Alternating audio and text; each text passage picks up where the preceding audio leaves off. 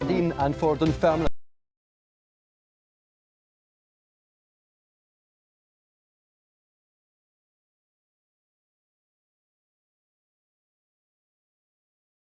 Athletic in their dramatic bid for a place in the Bell Scottish Premier League. Good evening and welcome. The closing act of the first historic playoffs in Scottish football is only 15 minutes away. Over the next hour and a half, the fate of the Dons and the Pars will be decided, and we'll be bringing you all the action and the atmosphere from Dunfermline, live and exclusive here on Grampian. And with me in the studio to analyse the game are Alex McLeish and Billy McNeill. Tonight's match will be played to a finish, but away goals do not count double. So if Dunfermline win by 2 clear goals, the game will go into extra time and, if necessary, a penalty shootout. So Alex, how would you fancy your season resting on a penalty kick? A wee bit nerve-wracking, I would say, but I think if you offered that to Aberdeen about 3 or 4 weeks ago, then they would have grabbed that chance. But I don't see it going to penalties. I fancy Aberdeen to win convincingly in the end. Dunfermline have been fairly critical of the playoff system. What's your own view of it? Well, I can see their point of view. You know, they've had a good season as far as their own division's concerned, but that's always going to come from the teams in the first division. And I'm sure that Aberdeen will be saying the reverse, and they're glad to get this chance. But I think it's a wee bit hard that a team should go so long and play so consistently well and then have to play in a playoff at the end of the season. But everybody knew the rules before we started, and you know, that's the way we're going to have to live with it for the meantime anyway. Billy, Dunfermline have pointed out that obviously second top in the second and third divisions have gone up. Do you think it would have been fairer had it been applied for all 3 divisions? Well, I think probably it would have been fairer, but with it then being denied this end to the season, I felt that the game served up between Aberdeen and Dunfermline on Sunday was excellent. And irrespective of the nerves that were involved, I think both sets of teams are entitled to a lot of credit for the manner in which they played. But I would go along with Dunfermline. I think that they've worked hard in their season, they've played hard, they're only a hair's breadth away from claiming the top spot. And it is unfortunate they've got to go into playoff situation. Would they have preferred it though to be a one-off match, say even a neutral venue? No, I think it's better this way, because I think that if there's got to be a playoff, I think it's only fair that it should be played at both grounds. Obviously Aberdeen are going in 2 goals up, a clear advantage they've got there. Do you think Dunfermline at home can come up with it? Well, I think it's possible they can. I felt on Sunday that Petrie and Moore up front had a threat that Aberdeen found difficult to contain at times. But I think Aberdeen, the result will have helped him an awful lot. But I think more importantly, I think Billy Dodds being available tonight again will help them again. OK, Billy, thanks for the moment. We'll now go live to trackside, where reporter Alan Saunders has been soaking up the atmosphere. 140. The atmosphere's absolutely electric here. It's going to be some game. A huge crowd here tonight, and with me is Eoin Jess, who unfortunately won't be playing. Eoin, are you feeling the tension yourself? Yes, a wee bit. It's life or death now. We really have to sort of go and sort of do as we did at Pittodrie last week, and hopefully we can get the same result. I know that's not needed, but we really need to stay up. What sort of game do you anticipate tonight? A very tense one at that. I'm sure both teams will be up for it, and hopefully it'll be as good as a game as it was Sunday there. And well, hopefully it'll be end-to-end stuff, and especially for the crowd here. It's a magnificent atmosphere, and hopefully it's a good game for them. Do you think Dunfermline are going to go out and throw everything at you? I think so. Hopefully we won't sit back. We'll do as we did on Sunday, because if we sit back it will just be like Alamo. I mean, they'll just got to come at us. I know Dunfermline are attacking side, but hopefully we've got the defence to sort of maintain that, and hopefully we can score a couple of goals ourselves. Billy Dodds back in the side. Is this the sort of atmosphere he'll thrive in? I think so. I mean, he was disappointing missing the last few games this season there, and he's got his chance back, and hopefully he'll continue what he was doing before that, and hopefully he'll grab a goal or 2. Who do you see as the danger men as far as you're concerned?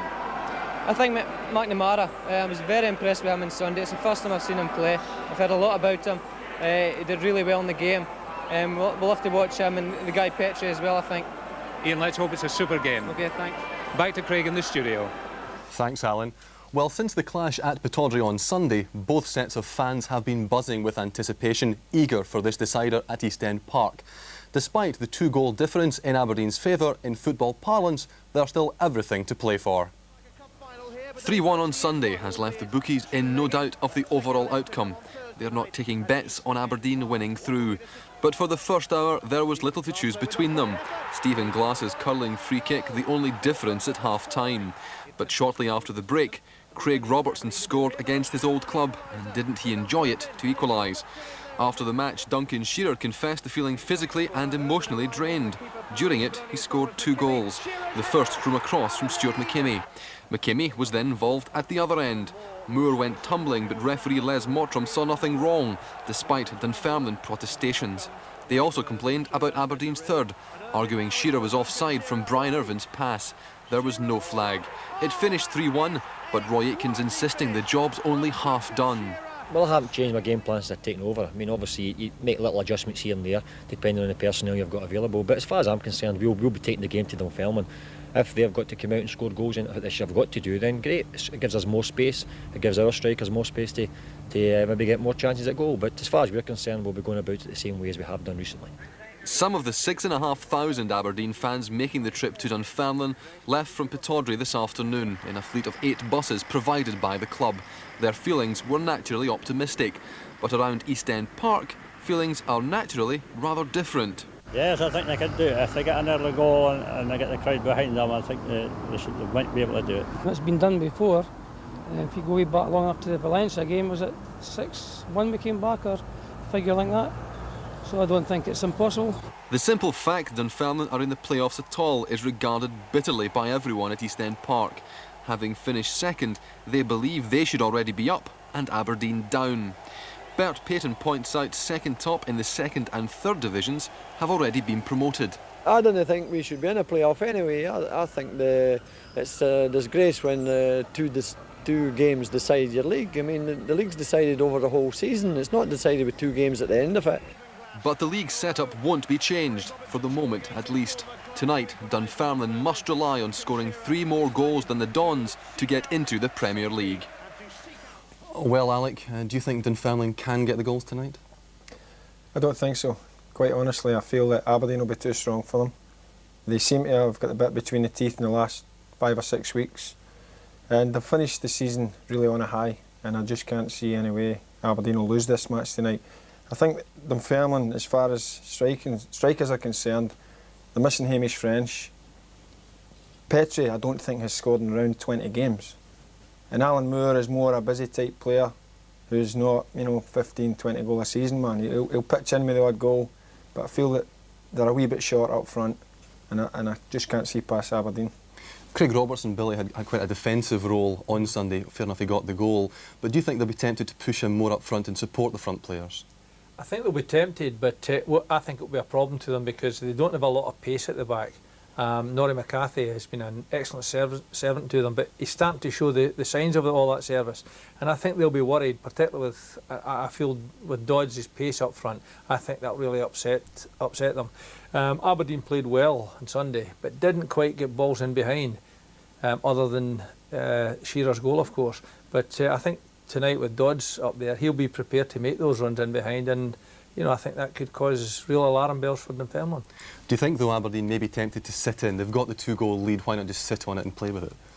I think there's obviously a temptation to do that, but I don't see that as being realistic. Certainly it's not in Roy Aitken's style. I think they'll be content to frustrate Dunfermline, certainly, but I think they'll be taking every opportunity to try and get balls in behind them and to try and take the game to them. Do you think, Alec, that the pace of Dodds is something they'll try and utilise? It's a bonus for Aberdeen to get Dodds back. He's had a great season for them, despite some criticisms levelled against him. I feel he's done very well for Aberdeen, and it makes it difficult for defenders. OK, Alec, we'll leave it there. Well, kick-off's approaching. Let's take a break there. Rejoin us for the second leg of the Bells League playoffs, Dunfermline Athletic against Aberdeen, after the break. In the history of Aberdeen Football Club. So let's join match commentator Eoin Crocker and summariser Joe Harper at East End Park. The teams taking the applause from their respective sets of supporters here then at East End Park on a glorious evening for football and a cracking atmosphere as well. Dunfermline did enough on Sunday at Pittodrie to ensure that Aberdeen won't relax tonight thinking the job is already done, because it's only half done, it's only half time of course, mind you, to have a 3-1 lead at the break can't be bad. The Pars, though, were 15 matches unbeaten coming into this playoff. In fact, they've only lost 12 out of their last 80 league matches. Not a good enough record, incredibly, to get them into the Premier, but have they tried? A better example of a nearly club you could not find. The first goal tonight will be vital and crucial. If it goes to the Dons, that'll be 4-1 on aggregate, and they're coasting it. But if it goes to the Pars, it's suddenly 3-2, time to bite your nails and move to the edge of your seat. Dunfermline are unchanged from Sunday. Former Aberdeen man Craig Robertson scoring their goal and doing a good job as well, sweeping up at the back in that game, despite the boos of the home crowd, only to be expected. Jackie McNamara, some of the former Hibs and Celtic legend, impressed as well. Stuart Petrie and Alan Moore worked tirelessly up front.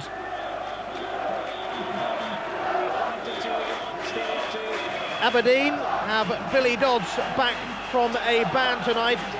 Scott Thompson makes way. That's the only change in the starting lineup. On the bench, though, Paul Kane, who also served a suspension, is back with defender John Inglis. As Dunfermline push forward for goals, Duncan Shearer may find a bit of space to add to his first leg brace. It will be Aberdeen to get us off and running. Joe Harper, how do you see it going? Well, I think it's going to be a very tense 15 minutes. I think both clubs can be very, very proud of the support they've got here tonight. It's an electric atmosphere. It's a superb night for a game. And I just feel that Dunfermline are going to have to push Aberdeen, especially in the first 10-15 minutes, try and put them under severe pressure. The referee, Mr. McCluskey, then will get this second leg of the first ever Scottish League playoff up and running. Immediately Stephen Wright, Dodds, and the long ball from Heatherstone.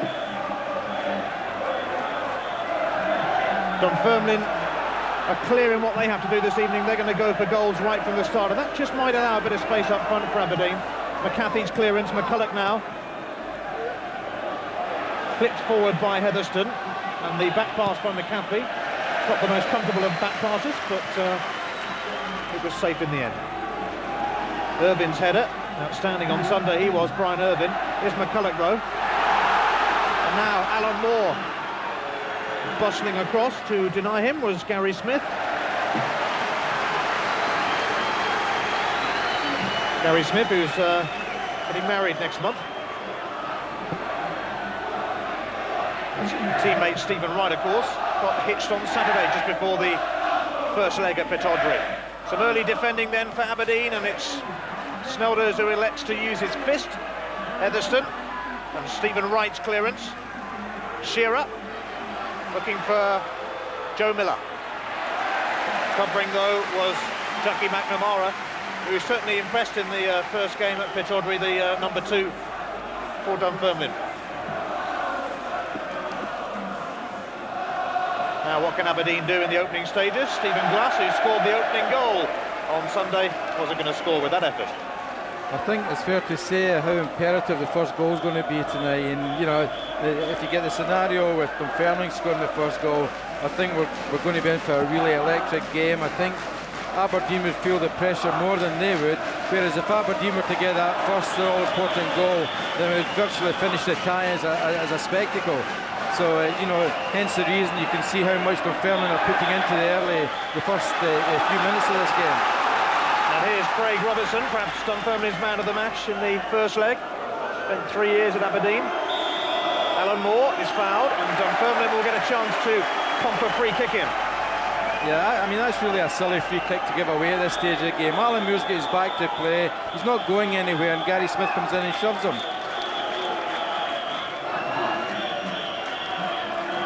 Fleming wants a bit of this free kick action. And he's going to be the man to send it in. It's a tricky one. And Stephen Glass was the man who headed it away. Heatherstone. Good work here by Peter Heatherstone. But putting him off and putting him out of his stride was Andy Todd. Now McCarthy. Petrie will chase it, but Brian Irvin elects for the safe route straight out of play. I think the enthusiasm of Andy Todd showed you exactly what Dunfermline are up to tonight. He was up for the corner kick and he must have sprinted back about 40-50 yards, chasing Heatherstone to get the tackle in. Now Petrie looking to pull it back and winning the first corner of the game off Brian Irvin. Aberdeen won't be surprised, though, that it started this way, with Dunfermline hoping to hold back that 2-goal deficit.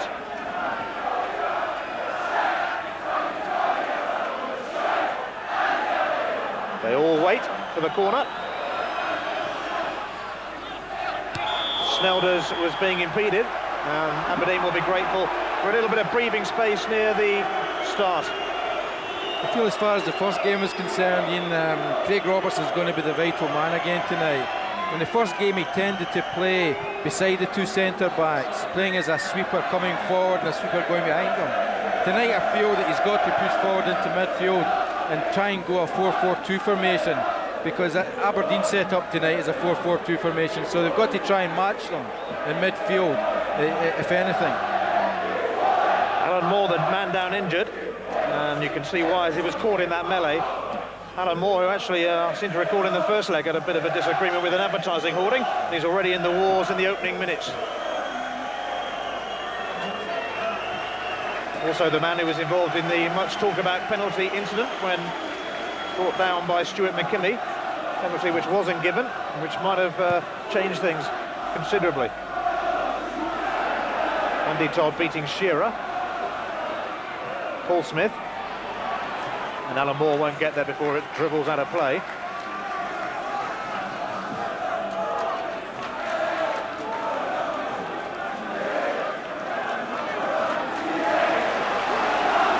And now Stephen Wright. Showed too much of it though to his opposite number 3, Derek Fleming. He desperately tried to send it out of play, but the ball just wouldn't go out. Here's Hetherston. Dodds for Shearer. Doesn't quite come off though, and Craig Robertson clears. Now Dunfermline. Ryan Grant getting stuck in, a little bit unfairly so, says referee McCluskey.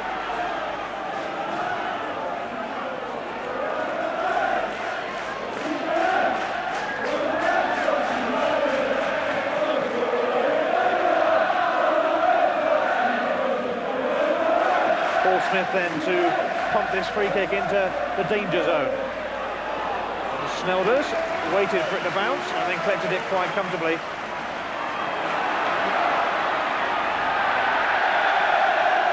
Now the play goes. Aberdeen are putting themselves under a certain amount of pressure by not holding on to the ball. You know, they're trying to run the ball, they're running into trouble, they're trying the long ball, it's not paying off, and it's coming straight back from the Dunfermline team.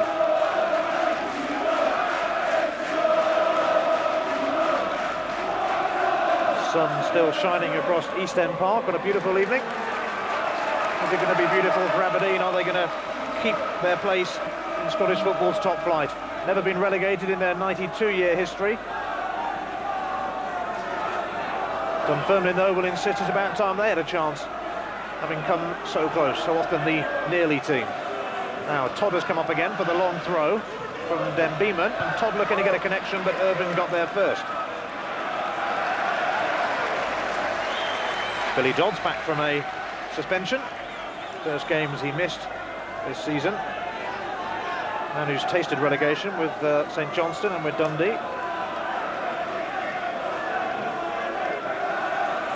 Hopefully not with Aberdeen. Robertson. And everybody let it run. Stephen Wright. Fleming. Probably more hopeful than anything from Fleming, but it found its way to Alan Moore, but then Irvine has enough of that nonsense. He had a great first leg, Brian Irvine. Yeah, it was tremendous in the first game, but that's the sort of thing I'm saying. He won the ball easily enough from Alan Moore there. He had time to use it, and he puts the ball out of play. You know, they've really just put themselves under pressure in the first 10 minutes. McCarthy now, the Dunfermline skipper, and McNamara could be in a bit of trouble, although he's got away from that trouble in the shape of Joe Miller superbly. And Dunfermline gives it back to McNamara. In comes the cross, Petrie with a shot! So close, and a corner kick's been given. That was an absolutely superb move. McCarthy put a good ball to young McNamara, whose pace took him past Joe Miller, which isn't easy to do.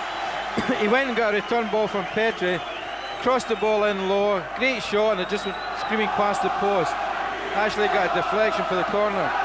Which comes in now from Derek Fleming. McCarthy. And eventually it's cleared. And now Aberdeen could break at the other end. This is what we said, with Dunfermline looking for a goal, but Dodds' return to Shearer was a bit hopeless, to say the least. Giving Denbeeman a chance now. And Alan Moore. Petrie in the middle. Denbeeman. And he's going to get another corner kick. I tell you what, this Dunfermline team are psyched up just now. They're really going for everything. They're great getting the break of the ball, and they're not scared to put in the early cross. Again, when we talked about last week's game, the final cross hasn't been quite good enough. But certainly tonight they're going to test Saunders early on with this sun in his eyes. Derek Fleming then to send the corner in. It's a poor one, and although Billy Dodds missed kick first time, he gets a second bite of it. And it's wasted by McNamara out of play for Aberdeen's throw.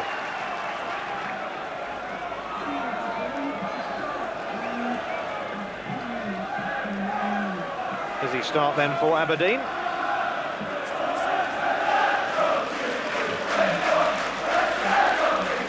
Mostly from a defensive point of view. McNamara. Now Grant. And again it's going to be given away by virtue of a throw-in. I'm just looking across at Roy Aitken, and he's not a happy man. He realises, you know, that they're under a certain amount of pressure, but you can't forgive the sort of balls they're putting up the park, putting out the park, when there's no pressure on them. He wants somebody to hold it, calm it down, stick it about. Well, they're going to get the throw now, Aberdeen. Dodds. Shadowed closely by Andy Todd. Now Alan Moore will rise, but Irvin made it his business to get there, and it's going to drop through here for Dodds. Shearer in the centre, and Fleming is there to intercept. It's going to come back to Dodds, though. Another cross, and Shearer at the far post, but it's landed on top of the net. Goal kick, Dunfermline, but a chance or two there. Yeah, that was better play. Dodds got away well on the left there. His first cross was actually a good cross, but Derek Fleming read it so well. And his second cross is a bit unfortunate, just goes over and hits the top of the net.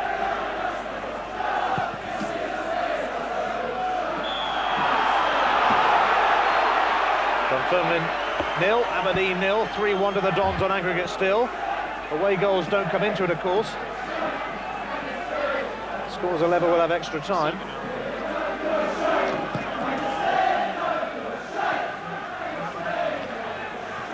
Strange free kick by Gary Smith, which didn't quite come off, and he'll have some defending to do now, although he's ahead of Petrie, and in fact he's won the throw, rather cleverly smuggling the throw off Stuart Petrie, who was none too impressed. Yeah, that was an excellent through ball there, but Gary Smith's one of the sharpest defenders in football. Did well to get back, and he actually knocked the ball off Stuart there to get a throw kick for Aberdeen. Which will be taken by Stuart McKimmie.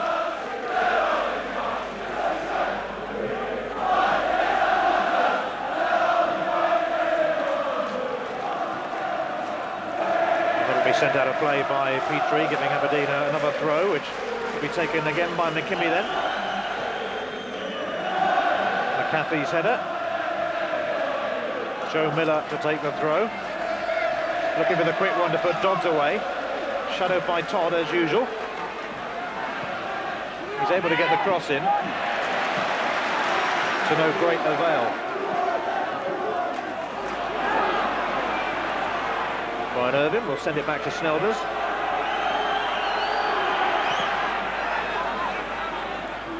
Stephen Wright with the flick on. Etherston with another one. McAfee though. McKimmie's clearance. Robertson exchanging passes with Stephen Wright. Shearer.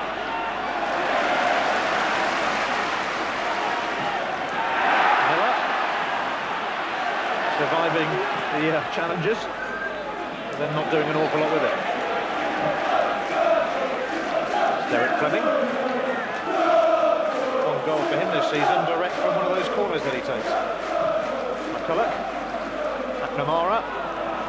It's Stephen Glass nicked in. Now McKinney. Glass behind him, Dodds ahead of him, but it doesn't matter because he's been dispossessed anyway. Now Petrie, Alan Moore's in the middle, no support yet, only Moore, Petrie. Aberdeen will be happy to see that one go away harmlessly. Yeah, as I say, I think it's very important that Aberdeen try to contain him for the first 20 minutes. If anything, the defence is working very hard. They're the ones that are under pressure, but the first 20 minutes are always going to be important in the game. And you can't really see Dunfermline keeping this pace up for the full 45 minutes, let alone the 90 minutes. So the longer the game goes on without Dunfermline scoring, the more to Aberdeen's advantage, and they'll start getting space to use the ball, stand on it. Fleming straight to right, and Dodds, always going to be some chase for him, carries through to Guido van der Kamp. 2 Dutch goalkeepers on show today. 4 clean sheets in his last 7 matches, Van der Kamp. Dunfermline, of course, 15 unbeaten before that first leg on Sunday. Now Dodds is going to chase this, but Todd is going to get there first. Andy Todd knew perfectly what he was doing. It's a round of applause from the home fans. McNamara will take the throw.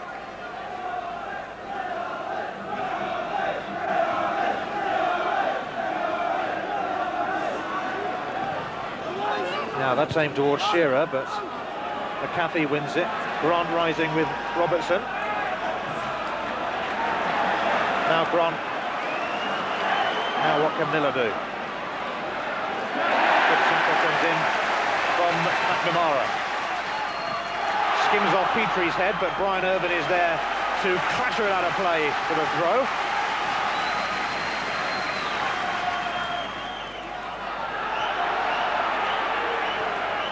McKinney's clearance won't quite be kept in, I don't think, by Joe Miller. No, it won't. It's just like a right good old-fashioned cup tie, isn't it? I mean, some of the tackles are really hard, bone-crushing tackles, and the players are just getting up, shaking themselves down and getting on with it. Average gate here normally around 6,000 as well. Close tonight, though, to its 18,000 capacity, as Joe Miller goes on some run here. And Shearer might yet get to it. Well, Shearer, the good centre. McCarthy with a very important clearance from inside his own 6-yard box. That was absolutely brilliant defending from McCarthy there. There was 2 Aberdeen players lining up to stick the ball in the net. Duncan Shearer screwing it back in. And did he need that touch or what? Stephen Glass.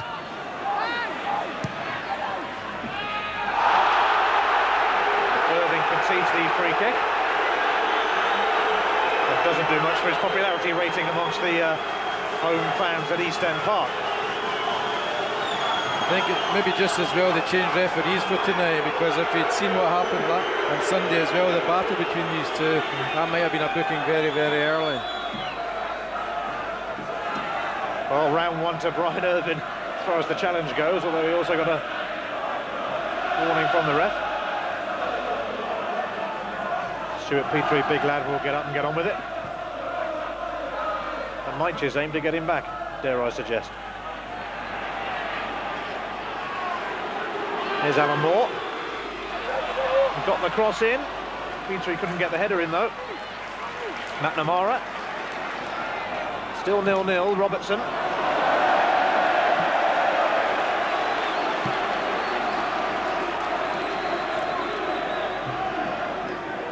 The longer it stays goalless, the more frustrating it becomes for Dunfermline, although they've started the match as we always knew they would,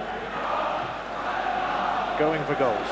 I think one of the things you've got to hand it to Dick Campbell and Bert Payton. I mean, you know, he said to his team, you've only one chance of going up, you've got to get out and give you a lot, and the team hasn't let them down. They're going out there, they're fighting for everything, throwing everything forward, and I think that's got to be to Aberdeen's advantage, because as I say, the longer it goes, and the more they'll start to come into it.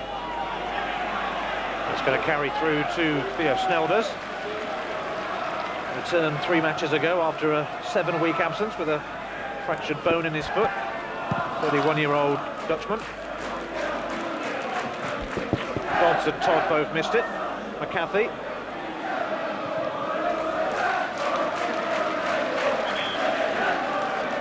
Laurie McAfee, the long-serving club captain at Dunfermline, his 14th season now with the Pars.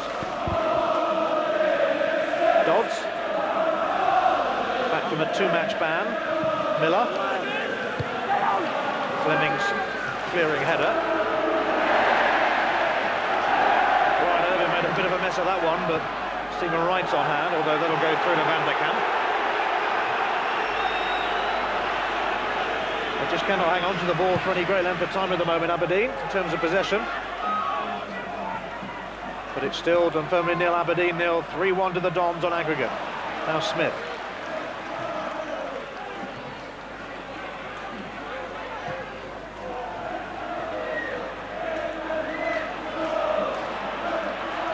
Now a chance maybe for Brian Grant.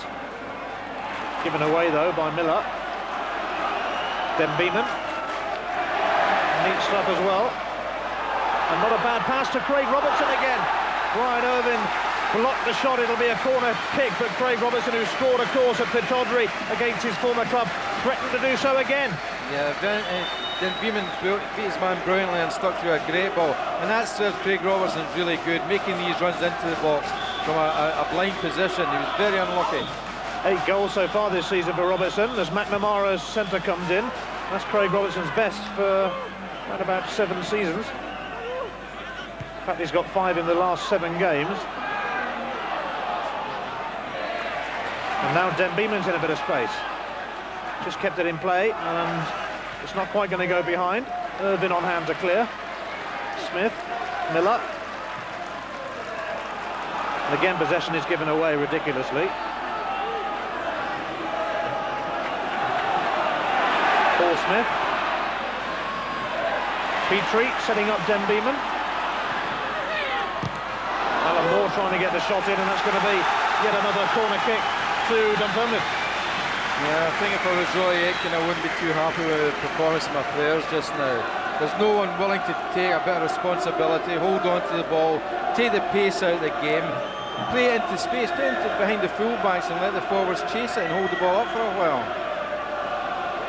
Stephen Wright then, who's had an eventful week to say the least. We're getting married on Saturday, playing on Sunday and now playing on Thursday, needing treatment.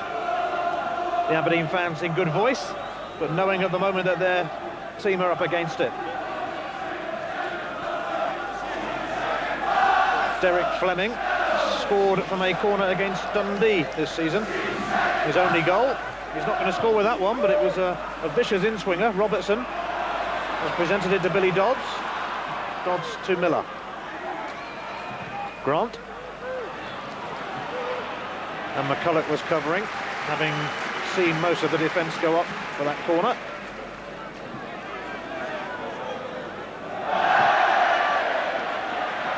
Grant.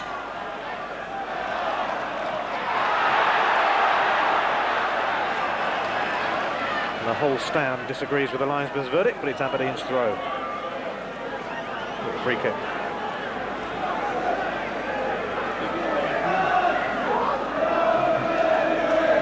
McKinney with it. Shearer rises. Some sort of connection, and Billy Dodds trying to burrow his way through and fouling McCulloch. Mark McCulloch of Dunfermline, 20 years of age, just on Friday, last Friday. Van der Kamp then, the Scottish Cup winner with Dundee United last season, with a clearance. Miller, it's going to go to McAfee. Robertson. Petrie and Irvin tangling again, and McCulloch the beneficiary, although scuffing and slicing his shot horribly. That's the sort of thing that the players start to do. They start trying to hit shots from 40, 35 yards, and it's really impatience. You know, they've gone this first 15, 20 minutes, they've not got anything out of it, so they start to panic, start to try the long shots, and Theo Snelders with his class shouldn't be bothered with them. Alan Moore is going to get there before McKimmie. Den Beeman is behind him, and Smith, Paul Smith, is going to tee up a shot, but it was easily charged down by Heverson. McNamara with the throw as Dunfermline keep pounding away, 0-0. McNamara. Petrie with the flick on, although who is flicking it onto, only he might know. Goal kick. The other thing you find, Ian, is that the longer the game goes, at the start, Dunfermline will start putting long balls from back through the middle. I mean, the early doors, what they've been doing is they've been getting the balls to people like Jackie McNamara, Derek Fleming wide, Alan Moore, Dunfermline, and they've been getting the ball wide and putting it in from a dangerous position. The longer the game goes without a goal, they start using long balls from the back into the centre, which Brian Irvine should really eat up.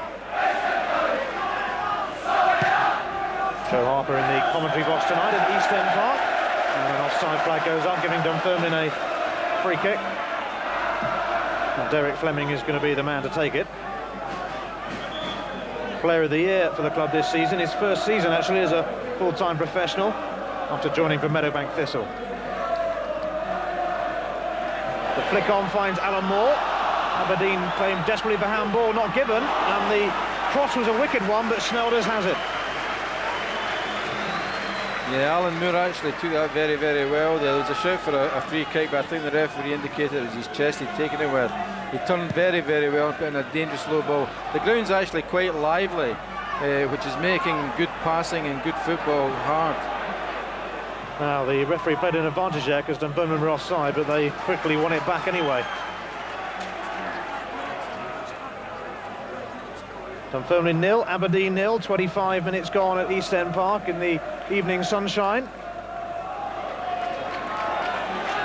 And most of the ball, and most of those 25 minutes have been spent in the half that you're watching now. Then Beeman with another of his long throws. Petrie looking to flick on, but it was McKimmie who cleared. McNamara. McCulloch snapping in for Dunfermline.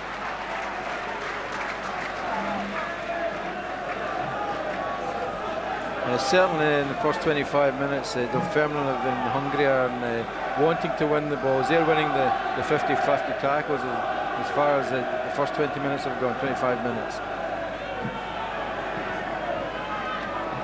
But we expected this. We expected Dunfermline to come out. You know, they've no option. They've got to come out and have a right go. Are you a supporter of this playoff system?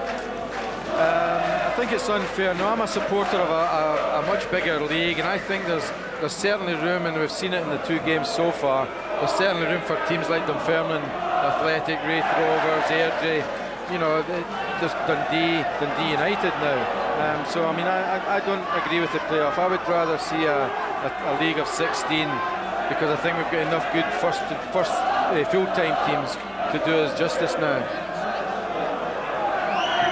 And Dunfermline, to be fair to them, certainly have proved that they could handle it.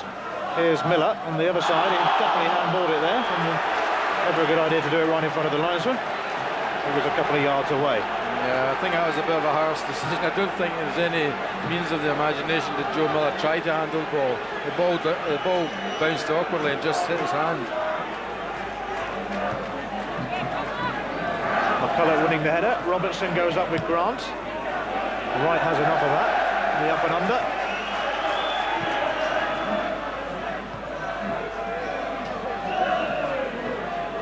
Now Dodds. Miller's out wide and he's going to find him. Heatherston. McNamara will nod it clear. Foul on McKimmie by Dunfermline.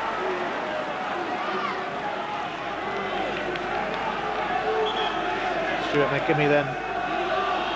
What can he do from this? 0-0. As you can see, the sun still shining brightly. The flick on by Shearer. Irvine missed it. Dodds goes down under the challenge of the keeper. It's still not clear. Joe Miller flashes the shot in, and that went all the way through without hitting anybody. It'll be a goal kick. Billy Dodds was looking forlornly for a penalty. And I think it was a good decision, a bad decision there. I think Billy Dodds was looking for a penalty kick. There was no way it was a penalty. But the second shot by Joe Miller was certainly deflected.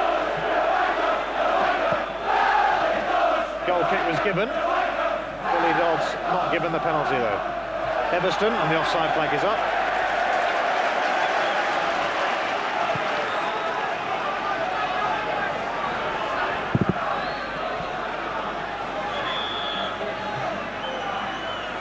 McNeill are not happy that Shearer was back the appropriate number of yards. McKimmie shoved Dunfermline out of the way. It's one way of doing it, but it's a free kick to Dunfermline.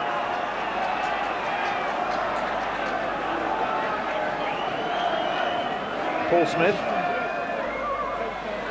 Todd up from the back. It's laid back here for Smith to drive in. Comes off Stephen Wright. Dunfermline though.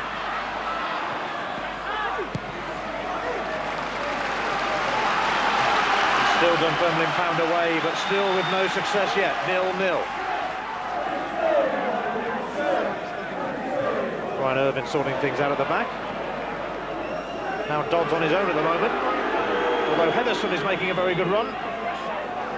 McCulloch though on hand for the pass. And now Heatherstone again. Fouled surely by McCulloch. That was good play by Heatherstone, holding the ball up there, and he turned his man brilliantly when he got fouled.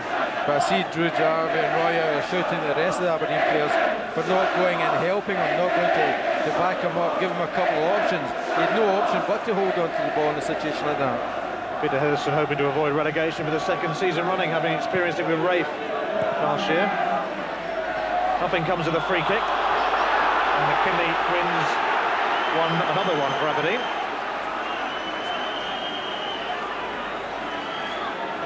Half-hour mark is up, and it was always going to be important for Aberdeen to survive that opening half-hour, and they have done. 0-0.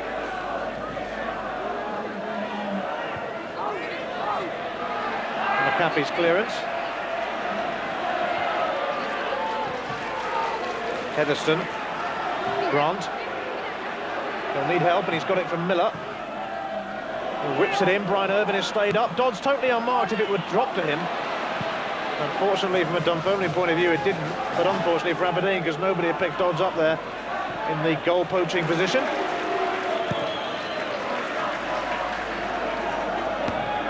That's going to be out of play for the throw. Yeah, it's funny how things work out. I feel sorry for young Scott Thompson, who was left out tonight. And when we think back to the first game, he was probably one of the most important players by holding on to the ball, slowing the game up and using it, and yeah, he's not even in the pool tonight. Yeah, unfortunate for him, because he did have a good game. Not a good pass by his replacement Dodds then. I don't think there's any way they could have left Billy Dodds out. He's the top goal scorer, or second top goal scorer in Shearer. He's had a very good spell just recently. Scored a lot of important goals to get Aberdeen into this position, so I feel they had to play him. Great escape is very much on for the Dons after those 3 wins at the end of the season. An upturn in fortunes coinciding with a downturn in the fortunes of Dundee United.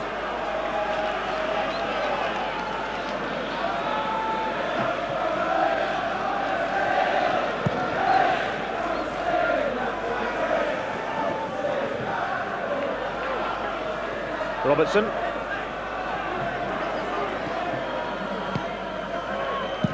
Stephen Wright.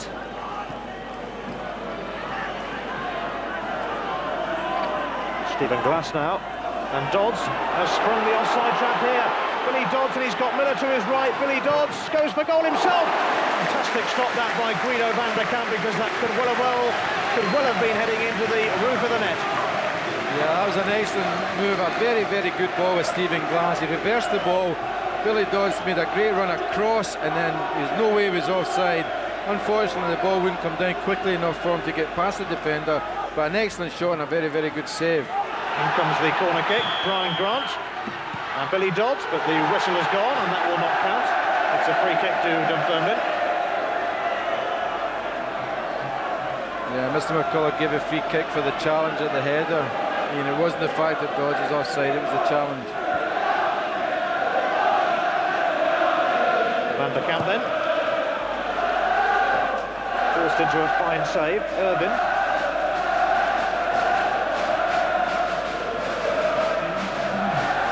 And now Shearer's through.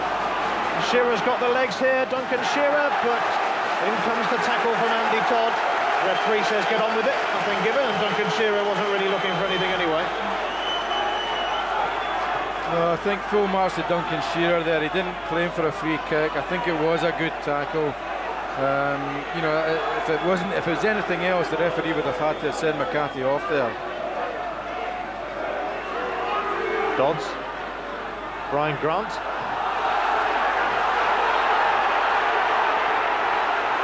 Free kick has been given Aberdeen's way. We're just getting the signs now in the Dunfermline back four are beginning to open up a wee bit. You know, I said that Dunfermline couldn't go on at the same pace. They're now beginning to leave spaces at the back, and Aberdeen's pace up front is beginning to exploit that. McKinney with a free kick, Irvin up. It's going to drop for Brian Grant. Battered down by Van der Kamp, and the rebound might come to Shearer. Goal kick. Another good chance though for Aberdeen. Yeah, another good ball into the box. Brian Irvin laid it down brilliantly to Grant. A very, very good shot, very good save. And what I couldn't understand is when Duncan came in there, he actually went and hit the ball with his right foot, where it looked more of a left-footed shot across the area. As you say though, Aberdeen coming into a little bit now. That first half hour, the real test for them. They didn't concede, and they lead 3-1 on aggregate. If they can get into the dressing room at half-time with that first leg lead intact, psychologically it's going to be very tough for Dunfermline, although they have got a free kick here for the challenge by Irvin. Irvin and Smith having a minor disagreement, and they will be spoken to, and Brian Irvin's going to get a yellow card. It's a bit unfortunate. When Smith played the ball, he was in full flight, and it looked as if you know, Brian couldn't really get out of the road of it. I mean, he did foul him, but a bit unfortunate to get booked for it. He's certainly up to the task tonight, Brian Irvin. I think he's been on the orange just tonight and got himself wound up for this game. His earlier clash as well with Stuart Petrie might have contributed to the yellow card for that offence. Fleming then is waiting behind the free kick. Saunders happy with his wall. Fleming shot deflected all over the place, and Petrie unable to glance it goalwards.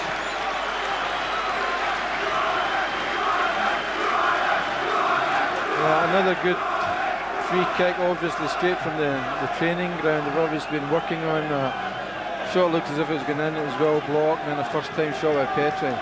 But if nothing else, you've got to hand it to this Dunfermline team. They're giving it their all, they're playing well, putting Aberdeen under pressure.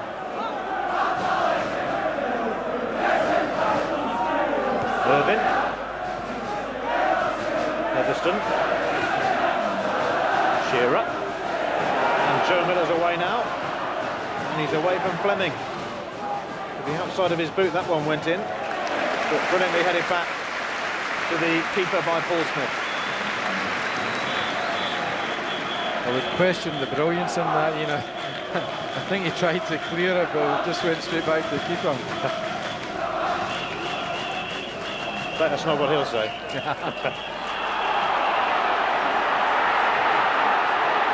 it's turning a little bit nasty now, and the referee will have to calm things down as the tension rises with the prize for the winners here so precious.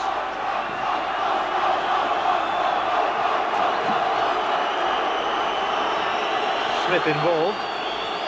Yeah, I think it's a bit silly because I think Smith stepped back and stepped onto the player, but I think it was accidental more than anything. There was no deliberate free kick in it, no stamping in it. Brian Irvin can't really afford to get involved in anything having been booked, so he should just go back, keep himself out of the road. Treatment given then to Stephen Glass.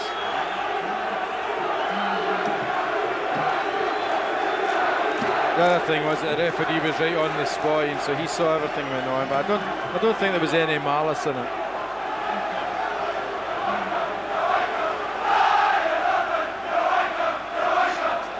Dunfermline 0, Aberdeen 0 on the night then at East End Park in the first ever playoff in Scotland.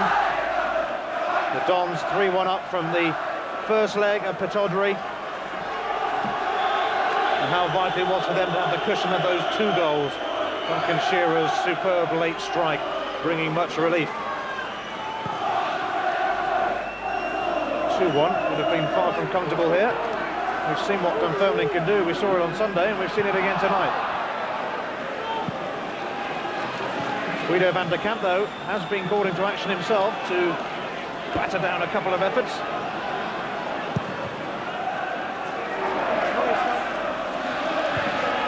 Irvin's header glanced on by Grant and Joe Miller, eluding McAfee, but then doing nothing with it except finding Fleming.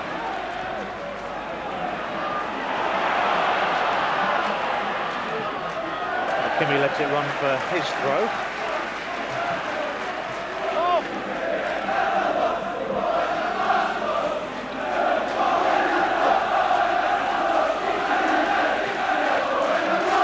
McNamara met the throw.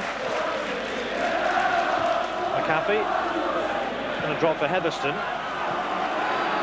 Asking a lot of Stephen Wright to get there, although he did actually. Lovely work by Fleming. McCulloch. McAfee. And now Dodds surely handballed it. The linesman had spotted it. The referee let it run anyway because it was going back to keeper Van der Kamp. It's good refereeing actually. Dunfermline got the ball after Dodds had fouled it and the wave play on. It's keeping the game moving all the time. McKimmie called into action to clear and it went all the way to Shearer. Andy Todd's header back to Van der Kamp again. Quick throw out towards McNamara. 5 minutes to half-time. Dunfermline 0, Aberdeen 0. Shearer. Miller. Selling Heatherstone a bit short, although he recovered and found Shearer again. And Shearer will look for Miller here. And he'll find him.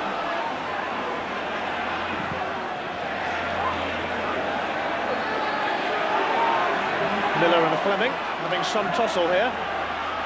Right to the byline, Miller goes to the far post. And Stephen Glass rising. Give him a free kick, I think, for Dunfermline. Giving a by kick actually. Saying it coming off the back of Stephen Glass's head.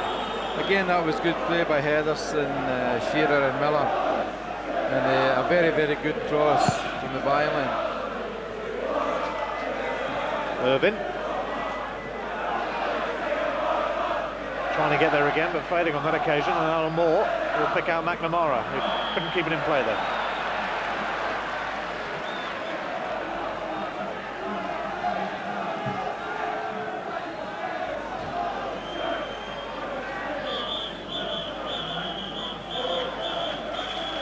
McKimmie elects to send it back to Theo Snelders. He was at the World Cup last year, of course, last summer in the USA with Holland, although he didn't get a game. 13 clean sheets this season, hopefully to make it 14 here.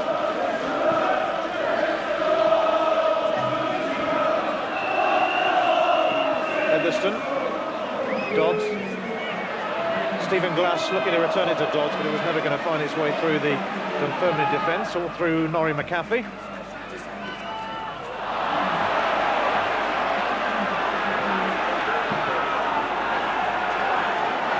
Joe Miller.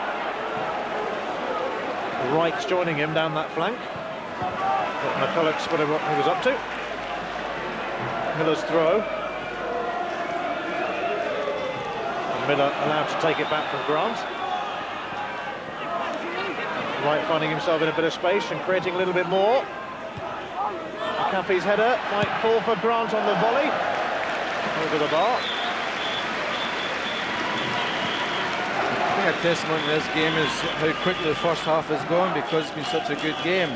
And if anything, probably Aberdeen are the team who won't want half-time to come because they're now coming into the game. They're now beginning to find the spaces, whereas Dunfermline, who are putting an awful lot into the first half, they'll want to go in, regroup, get their breath back, and then come out fighting again.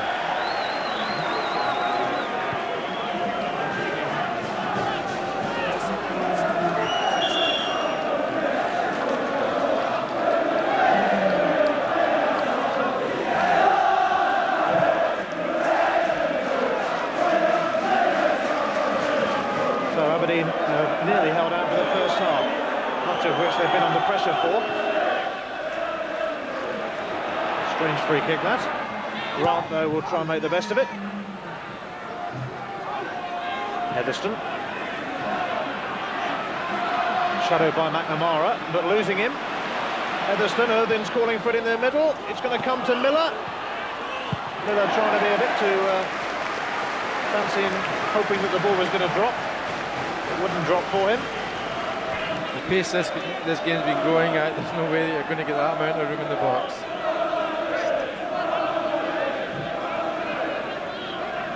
New ball needed. That's the wait for the throw-in, which will be taken by Joe Miller. Less than a minute to go at normal time. And this second leg is goalless. Miller's throw. Irvin up. Fouling McAfee, though.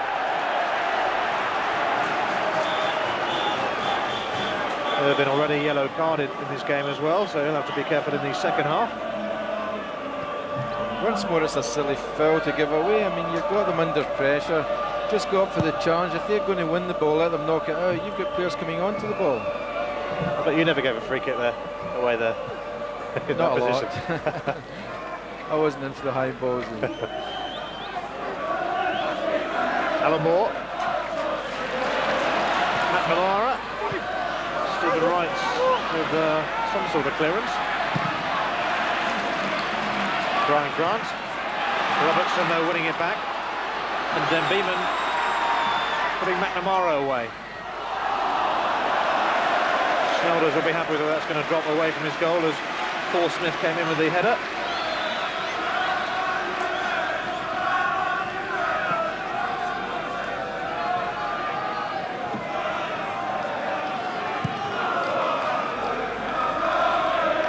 Shearer nudges on Snelder's clearance, but Fleming took an awkward bounce actually as it went to Van der Kamp on what is quite a good-looking pitch here. Heatherstone and Miller conspiring over the throw. Miller decides to take it and finds Dodds. Switching it back to Joe Miller, who wastes no time in getting the centre in. Shearer's goal and header, flashing just wide, and that would have been somewhere to go into half-time. Well, that was an absolutely superb cross by Joe Miller there, very early into the box. And Duncan actually had time to pull his head right by there and get a lot of pace in it. Very, very unlucky. Seems that the home fans are quieting down a bit here as well. They knew, as we all did, that those opening 25-30 minutes were crucial for Dunfermline to get a goal and to really cut that deficit to 3-2. They failed to do it. It's 0-0, and Aberdeen coming back into it in the last quarter of the half, although that's a 4-1 by Joe Miller.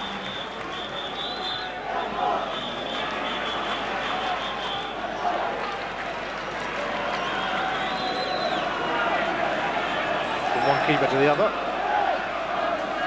Snelders will just waste a few seconds here. Referee is checking his watch.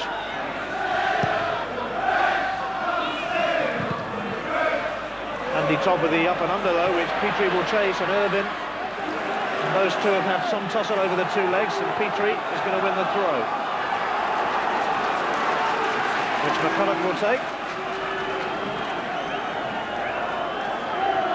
In fact, it's going to be left for the big man, Den Beeman, for his long un.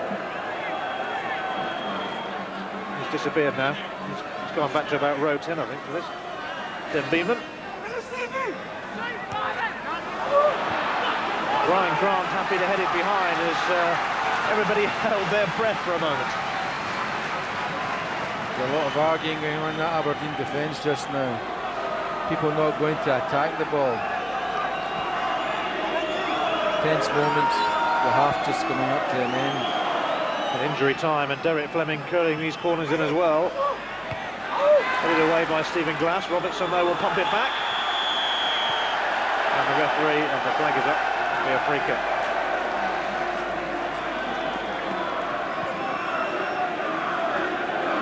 To the third minute of injury time. 0-0 at East End Park. And the Aberdeen fans, who have got the view from behind Theo Snelder's goal, be happy that so far their first leg lead is well and truly intact, as indeed the half is brought to an end. Certainly they were under the cosh for the initial first part of that half, the opening half hour possibly, when Dunfermline went for broke, went for the goals that were going to get them back into this playoff. But you sensed that in the last quarter of an hour of that first half, Aberdeen started to bite back themselves. They certainly had a couple of chances with Guido van der Kamp called in to action on a couple of occasions. Aberdeen then surviving the first half. It's 0-0 on the night at East End Park in the second leg, and that means on aggregate it's still 3-1 to the Dons as we go back to the studio. Thanks, Ian. Well, we'll take a break there. Rejoin us in a moment for a look back at the action from the first half in the Bells Premier League playoffs. The Dunfermline huffed and puffed for about 10-15 minutes. They threw everything at Aberdeen, as they had to do. But Aberdeen weathered it. They defended fairly well. And it was interesting to hear Joe saying that they needed somebody to put their foot in it. But as the game panned out, Dunfermline got a wee bit tired, started to defend a bit deeper, and Aberdeen certainly found a bit of space. But credit to Dunfermline, they've had a go. But so far they've had nothing really to show for it. And for me, Aberdeen looked the more dangerous. You're not going to stop me for an advert, are you? No, you're okay at the moment, Alex. Keep speaking now. Billy, Dunfermline certainly faded the last 15-20 minutes there. That doesn't look too good for them for the second half. No, I felt that Aberdeen played well. I felt they defended well. They took what Dunfermline had to offer early on. If there is a complaint, Joe's perhaps right. They should have confidence in themselves. Maybe just slow the game up a little bit. But the interesting thing was, albeit that Dunfermline had the bulk of maybe the pressure, Aberdeen carved out the better chances. You mentioned there Dunfermline did well early on. We can see one of the chances here, a run down the right wing by McNeill and a cross in for Petrie. Well, that's right. This was a good move. It was a far better move than we see there at the finish-up, but he's not all that far away. But again, there was presence from a defender there inside the box, and that's what you need. You can't allow forwards a clear shot, and Aberdeen certainly didn't allow him a clear shot. But what was disturbing at that stage was that they seemed to have a little bit of freedom down Dunfermline's right-hand side, but latterly Aberdeen should put a stop to that and didn't allow them those types of runs. Dunfermline, though, really haven't been getting the sort of crosses in that are going to cause damage to the Aberdeen defence. No, I don't think so. They haven't really opened Aberdeen up at any time. What they did do early on was put pressure on them, simply been knocking things forward. But they did play some good football down that right-hand side, but I don't know if they've got the quality of front players. I think the front players might threaten, but I'm not sure they've got the finishing ability. Alex, you mentioned obviously the fact that Aberdeen came more and more into it into the later half of the after half. We can see another chance here that Billy Dodds had when he came through. Good save by Guido van der Kamp. Yeah, well, again, it's at the end of the move, and Billy Dodds had made a great run across the face of the Dunfermline defence. They were all caught ball watching, and he's found himself in a great position. I think his first touch took him away from the goal. Maybe if he'd taken it in the way, he might have opened it up for him even more. But it's a good save by van der Kamp, and I think Dodds is justified coming back into the setup. And to be fair to Roy Aitken, Scott Thompson has done well, but I believe he's been struggling with injury for the last 3 or 4 weeks. What sort of difference do you think Dodds has made today? Well, as I said to you before you rudely interrupted me, that he gives defenders a hard time, and he works very hard against them. They'll never be able to clear a ball, you know, with Billy Dodds around. You know, he's going to get. They're going to get tackled. They're going to be bumped as they're heading balls away. He's just one of these pests, you know, that defenders would love to, you know, stick the boot in. But, you know, they're not going to get away with these kind of things, and with the exposure to the TV and top referees, and especially in a game such as this. Dodds is a handful for any defender in the country. Some people might have said you got away with it when you were playing. Well, yeah, only when the TV cameras weren't here. Billy, we were fairly critical of Guido van der Kamp on Sunday for the first goal that he lost. But he's had a couple of very good saves. That one there that we saw from Billy Dodds. He had one later on in the half from Brian Grant as well. Well, that's right. It was a good stop, but to be honest with you, you expect your goalkeeper to make that kind of stop because he's not got an awful lot to do to get to the pace of the ball. It's almost coming straight at him. But no, he has done, he's looked much more confident. But I think I would worry that, you know, as I say, Aberdeen started to carve out the chances because I think Duncan Shearer had a real good chance to open the score just before half-time. And bit by bit, Aberdeen just seemed to be getting that bit more freedom up front. And I think that's what would worry me if I were Bert Payton. Do you think Dunfermline can change the way they're playing at the moment? No, I think Dunfermline have given the 2 matches their best shot. They may feel a little bit of aggrieved because of Sunday's game, but I think they've given it their best shot. I don't think that anyone can criticise them. They've given what they've got. Unfortunately, I don't think it's going to be good enough. It's been a very competitive match, and we can see an incident here with Paul Smith and Stephen Glass. What did you make of it? I think this was just that little bit of frustration that sometimes happens. I think handbags are gone. Well, maybe that, you know, a little bit rash perhaps here, a little bit impetuous, Paul Smith, but you can see how tense the whole atmosphere is, and just maybe a little bit of a cool head wouldn't do any harm at some stage. But young Glass was only doing his job there, and I think perhaps it's frustration on the side of Paul Smith that created most of it. Alec, if you were Aberdeen manager at the moment, what would you be saying about the team at half-time? I think Roy's got to be fairly happy with the team, and maybe being a wee bit hard on Dunfermline here, but players like Jackie McNamara, you know, he started things going for them in the first half with strong running, and people like that make things happen. And if they can get Jackie on the ball to make these positive runs against Aberdeen's defence, and maybe they can worry him a wee bit more, but certainly not getting much out of it at the moment. Craig Robertson had 140 into the box now. That's his trademark, and it was interesting to see that he's playing in midfield as opposed to in the defence. You know, Bert's had to gamble, and but I've not really had much joy at the Aberdeen defence. Well, Alec, I'm going to have to interrupt you again for another advertising break. Thanks for the moment. Rejoin us in a moment for the second half of the Bells League playoff between Aberdeen and Dunfermline. Den Park, home of Dunfermline Athletic Football Club. And welcome back to the last 45 minutes of the Scottish League season.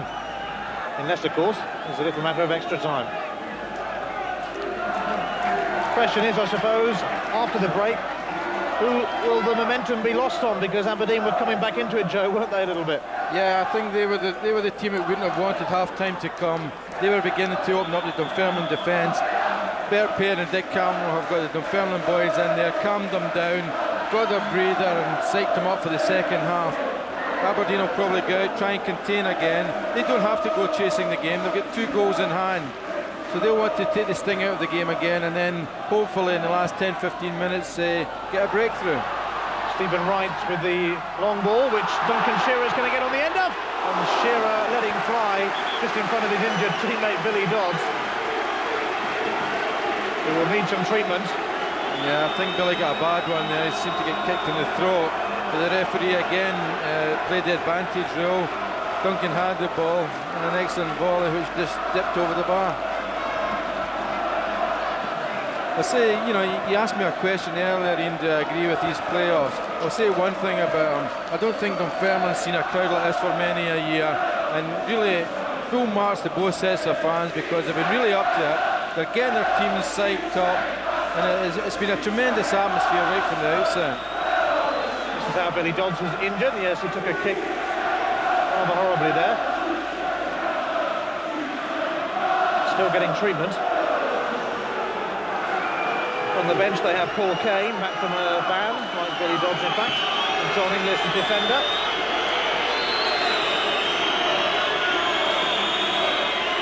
Uncomfortable start to the second half for Dodds.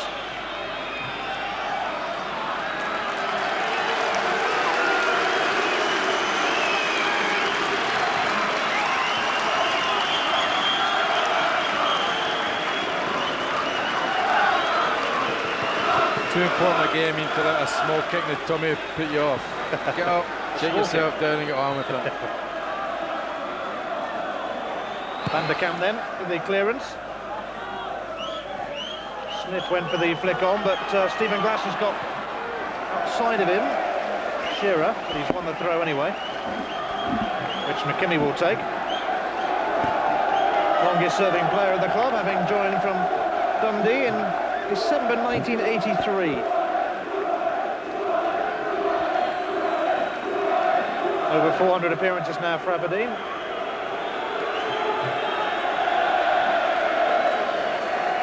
At the moment he can't get the ball. Now he has it. Shearer. Miller and Hetherston. McCulloch sticking with him. Conceding the throw, McCulloch.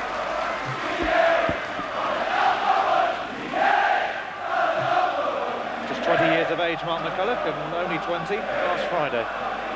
Former Highland Leaguer. Miller now, creating space for the cross. Headed away by Todd.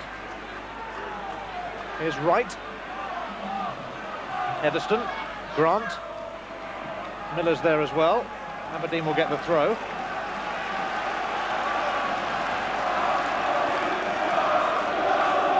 Peter Heatherstone, former Rafe man then. Often in the thick of the action. Although watching now as Wright's cross lands on the head of Billy Dodds. And that's the vital first goal of the night, scored by Billy Dodds. Delight for the Dons. It's the goal which will surely confirm their status among Scotland's elite in the Premier Division. Yeah, and that's why that wee man's in here tonight. He's had a good spell recently. His goals have kept him in the league. His goals have kept him in the league, and they're certain to be in the league now. It was an excellent ball from Stephen Wright. It wasn't a hard cross, a lovely chip. Dodds just ran off his defender and placed the ball. He had all the time in the world to place the ball in the air. And really, that'll be really disheartening for Dunfermline. Now Dunfermline have got a throw, caution to the wind, and that could leave a lot more gaps at the back for the likes of Dodds and Shearer to exploit. Yeah, I think it's fair to say, I think you'll probably find that Andy Todd will move up from the back end. He is a striker. There's no point in them keeping the formation they've got. They've got to push people forward. And just as I say, Andy Todd's moved up. Spot on. Brian Grant though for Aberdeen. Second goal now, and the celebrations could start. Here's Joe Miller. Shearer and Dodds both calling for it. And Miller's going to send it towards Shearer. Shearer to Dodds. And coming in and coming back actually to help out and to get the important touch in was Smith. Here's Alan Moore. Hopeful effort though from Moore.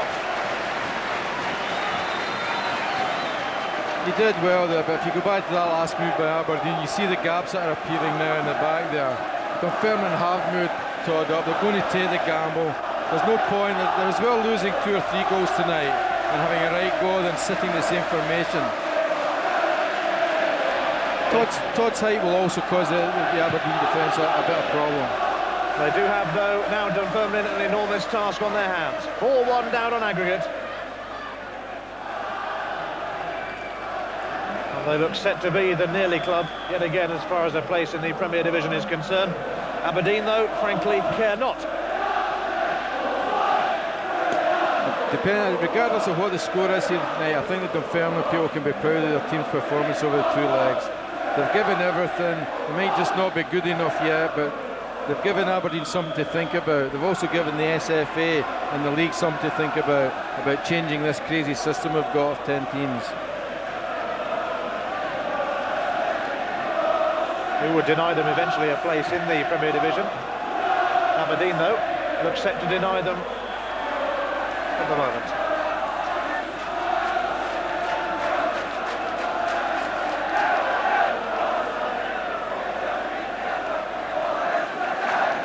Billy Dodds' goal separating the sides on the night then. Headed by Den Beeman. Here's McCaffey. Fleming. Runs into trouble in the shape of Brian Grant, so elects for the return to Van der Kamp.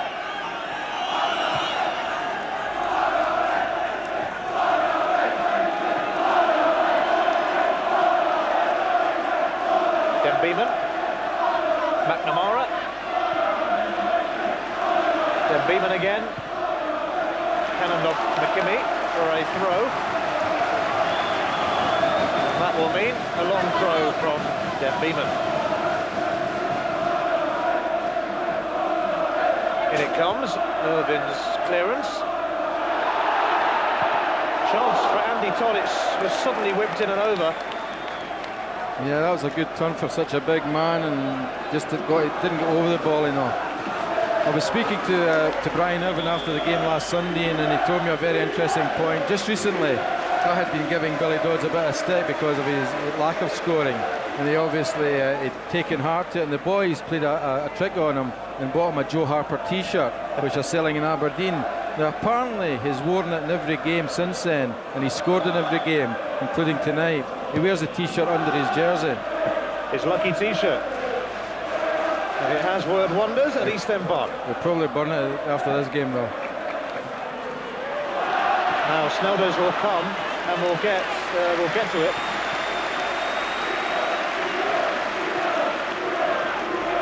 Dunfermline have thrown big Greg Shaw on as well as a substitute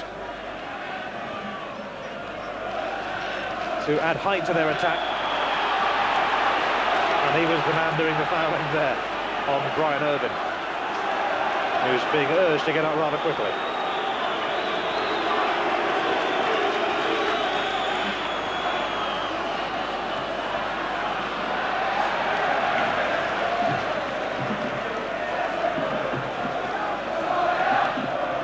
Aberdeen leading them by 1-0. Billy Dodds the scorer. And Dunfermline with it all to do now. The great escape very much on for Aberdeen.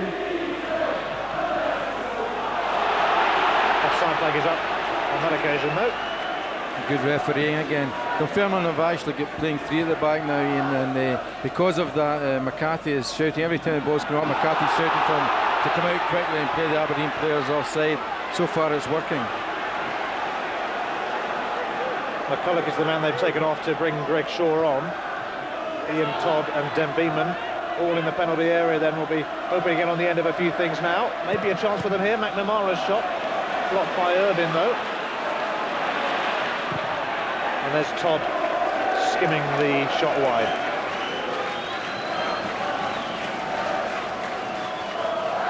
Todd has moved back with Greg Shaw coming on.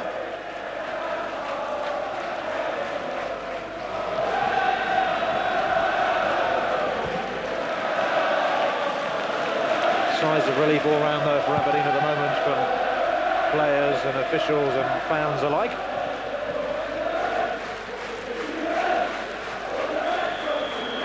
And Stephen Wright will win the free kick with the rather enthusiastic challenge of Alan Moore.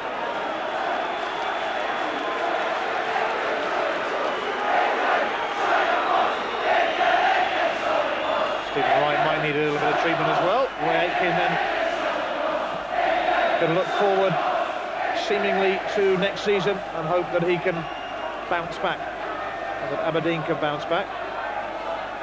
Confirmed as manager a week ago. Yeah, and I think you've got to applaud him. He's done a really good job. He's got a lot of confidence behind the team. He's got the players wanting to play for each other. He's got the results as well, which is very, very important. He's got Dodds, for instance, scoring goals again. You know, he's got his confidence back. And if you can get the players working for you and fighting for you, then you're 75% on the way to having a good team. Right. Let's hope he's a part of that team next season. Out of contract, of course.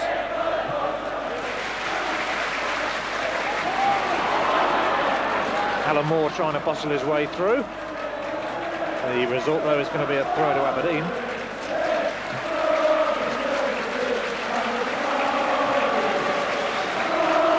Dunfermline will keep going.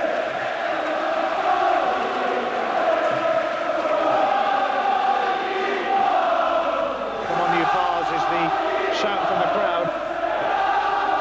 Although they know now that the task is rapidly becoming mission impossible.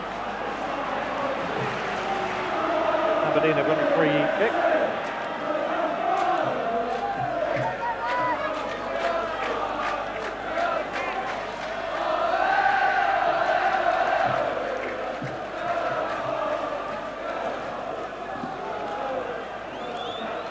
Aberdeen formed in 1903, 92 years without being relegated. And they'd never intended to start now.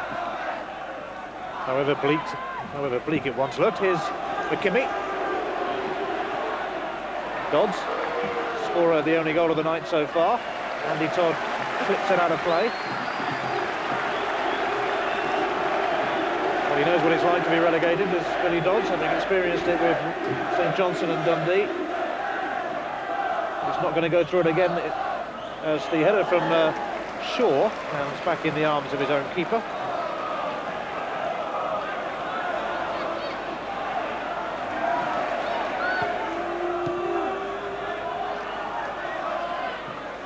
Petrie, top scorer this season for Dunfermline, and picking out Beeman, who's got time to get a decent cross in. Just look at the number of red shirts back inside that penalty area, though. Fleming being hassled by Heatherstone. Moore doing well, though. Stephen Wright doing even better to get the tackle in. Yeah, this is good stuff from Dunfermline. They haven't given up yet. They're going to fight right to the end. And if they've got to be picked up and carried off the park at the end, at least they'll give them everything they've got. In comes the long throw. Todd was looking for the flick on, but Irvin had other ideas. And Irvin might well be called into action again. And now Aberdeen are going to break with Miller. Dodds is to his right, just ahead of him. Shearer's totally unmarked in the area. Dodds with a centre, but it was a very disappointing one from Billy Dodds, and he acknowledges the fact to Duncan Shearer, who barely bothers to look across and acknowledge. Yeah, it was unfortunate because Duncan was standing in the box all alone, and he realises it was a bad ball. Dodds realises it was a bad ball. Greg Shaw. The hour mark is up. It's Dunfermline 0, Aberdeen 1 on the night, and Dodds has not sprung the offside trap. The flag is up.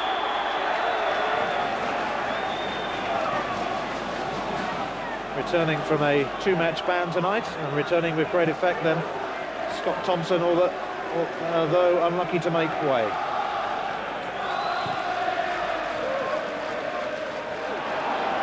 Kimmy will let that run out of play.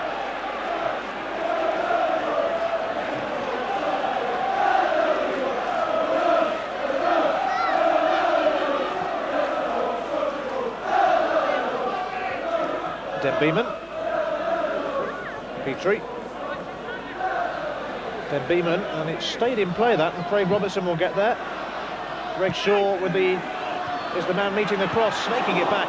That was a timely clearance by Stephen Glass, because Petrie was waiting to slam in a shot if he had half a chance. And the young Glass did very well there, because I think most of the Aberdeen players thought the ball was going out for a corner kick. He fell asleep for a couple of seconds.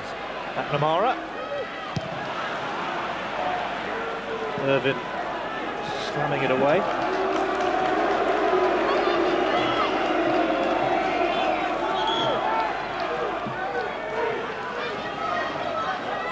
Todd's throw, and it's going to come back to him. Irvin again. Smith. Fleming. Alan Moore out wide. Looking to be chief supplier again, Alan Moore. Although that bobbled and bumped on this pitch as he tried to get it in. McNamara now feeding Todd. Saunders has come for it. And hasn't quite got there. Petrie knocking it goalwards.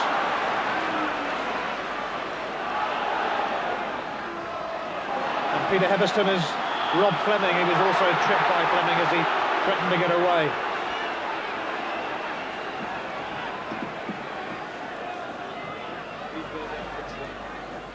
As the cross came in, Theo Snelders going for it, and Petrie challenging for it, and in the end it was down to Gary Smith. I think it's fair to say that 9 times out of 10 the referee would probably give a free kick in a situation like that. Yeah, you normally see it. I noticed Roy Aitken out shouting at Theo to punch the ball. Smith then takes the free kick. Todd clears, and Paul Smith for Dunfermline helps it on. McKimmy's been fouled by Beeman and has got the free kick.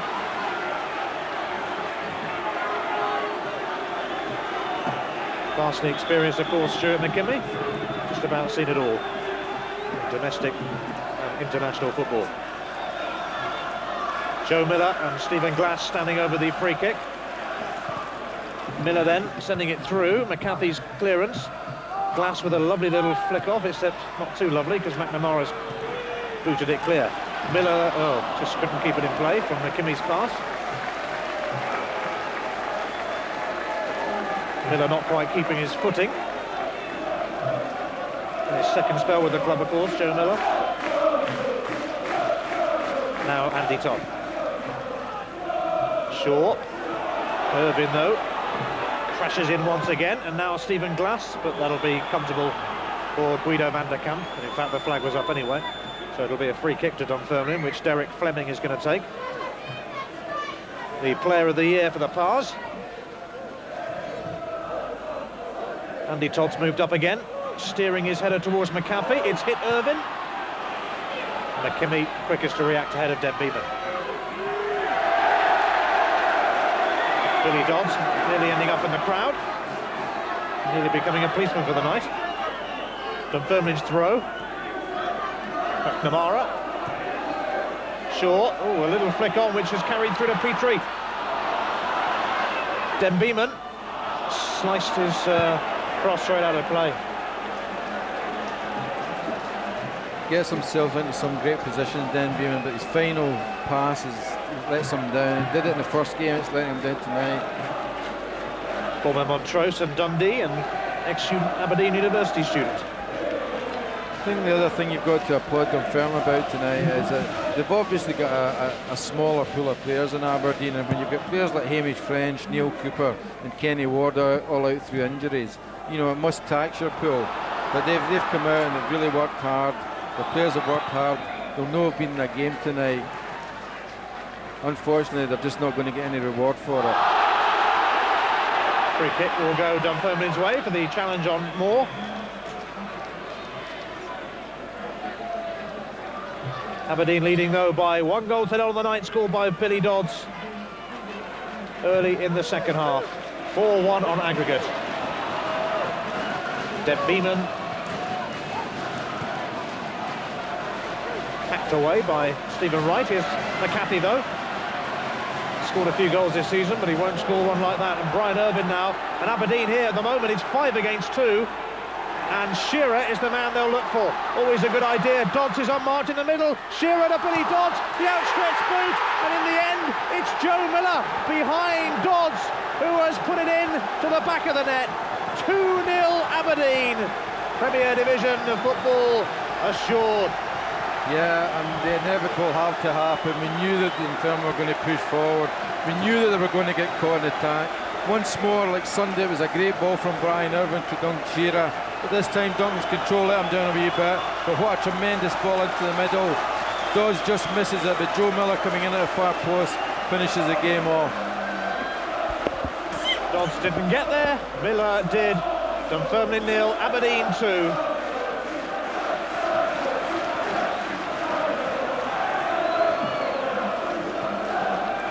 Celebrations can officially start now. Here's Grant.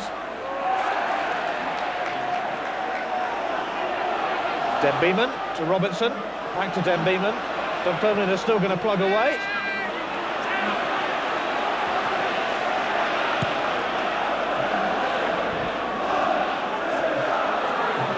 Now it's Dodds. To Shearer. Robertson with the pass, but Stephen Brass is going to get to that one, and he's going to let it run for the corner kick. Why not? There's an old head and young shoulders, eh? Let the ball go, take a bit of sting out of the game. They don't have to chase it now, the game's all over. They can enjoy themselves now, enjoy the moment. The 19-year-old Glass, who scored the first goal in the playoff on Sunday. Now Miller's cross, but that'll be comfortable for Van der Kamp.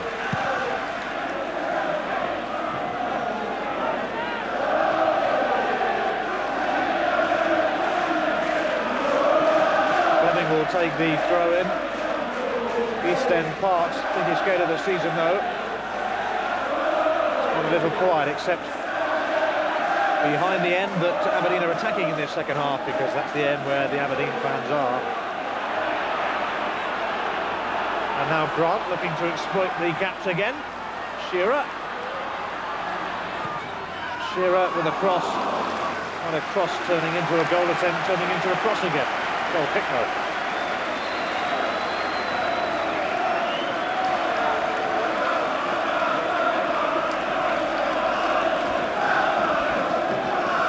What about Aberdeen next season? Because that's inevitably what people will be looking ahead to now. Now it's comfortable. Well, you know, I think the most important thing for Roy now is to secure the players he's got and maybe try and get money from somewhere. If, for instance, Stephen Wright had to go, then the money that they would take in for that lad, they would have to then look about buying maybe another striker, maybe a midfield player. One of the lads I would say that I would go for if they lost Stephen Wright would be young McNamara, because he's been outstanding in both games. But again, I can only relate back to the 75 when they were virtually in the same position, and we almost went down. We stayed up, and the following season we won the League Cup. You know, so Aberdeen are quite possibly, they'll bounce back, quite liable to finish in the top 2 or 3. Whereas you know, teams like Partick Thistle will always be fighting relegation. Hetherston now. Shearer's unmarked away to the left-hand side. Hetherston spotted the fact. Shearer casually sending it in. Miller. Van der Kamp gets in ahead of Dodds, though. We're getting a bit of five-a-side football stuff now, you know, putting the foot in the ball, bending it to the far post, wee chips here and there. Aberdeen coasting it then in the first ever Scottish League playoff. 2-0 on the night. Dodds and Miller the scorers. 5-1 on aggregate. What will be important after this is that Aberdeen players go away and go their holidays, get a good break from the game, because it's been a hard season. They've made it hard for themselves. As Smith comes in with the challenge. If they can go away and wind themselves up for the start of the season, and obviously we know Roy can motivate players, so he'll get them going right at the start of the season, and hopefully they'll get off to a better start than they did last year, or this season. There is great hope that they will, as the corner is swung in, and that has gone in. The referee has given the goal as it came in. Has given a free kick, has he? I think for the might have gone out of play beforehand, but it came off Gary Smith as confusion reigned in that penalty area. I think it had gone behind first of all. We'll see here. There it is. In fact, it was behind. The camera never lies. An illusion.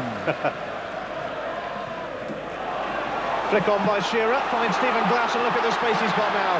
Stephen Glass then to wrap it up, straight at the keeper, gets another chance, and it's onto the roof of the net. Well, it was a great chance, but the young boy did everything right. He hit the target, the keeper made a good save, and he was very unlucky with the first time chip back. It was also good refereeing, because there was an Aberdeen player in an offside position, but Glass wasn't.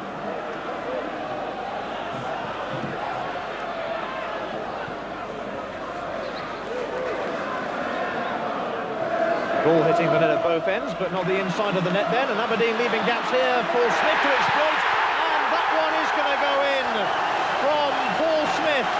Dunfermline 1, Aberdeen 2, but surely not enough for the Pars, who still have a mountain to climb.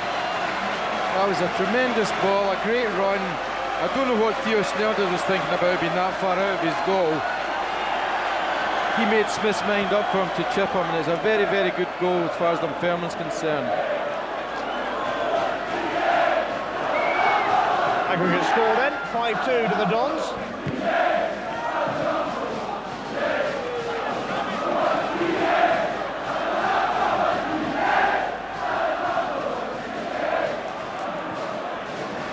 Dodds now has found Shearer. Hetherston selling Miller short, allowing Fleming in.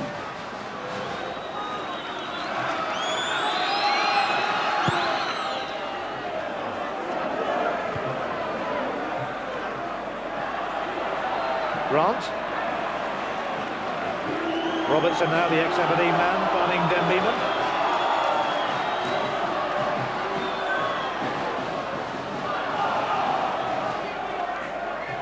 And they'll get the throw in.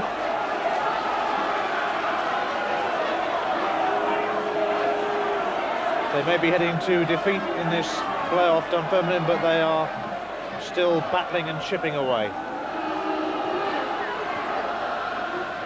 They will do to the end, you suspect. Here's Petrie. Irvin did enough, though. And now Joe Miller, who scored the second goal for the Dons. Hetherston through the middle, Dodds out on the right. And And he delayed it somewhat, Joe Miller, which was a shame because Shearer and Dodds had both gone wide and were both in space. Instead, though, Aberdeen under more pressure. McAfee.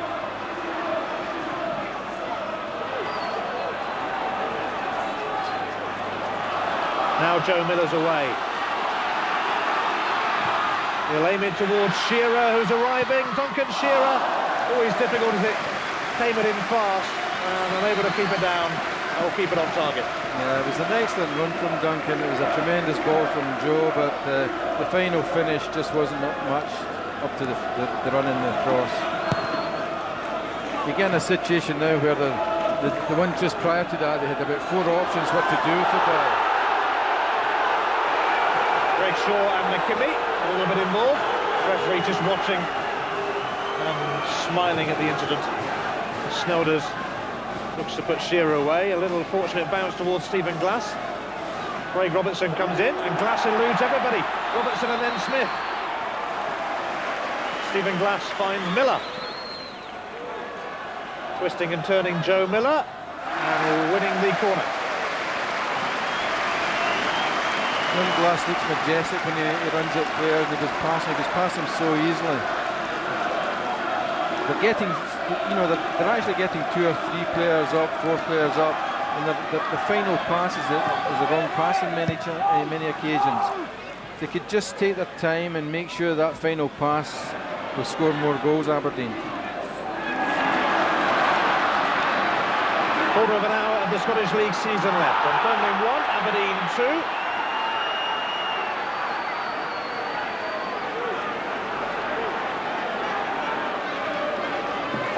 To Aberdeen on aggregate, of course. Fleming to take the free kick.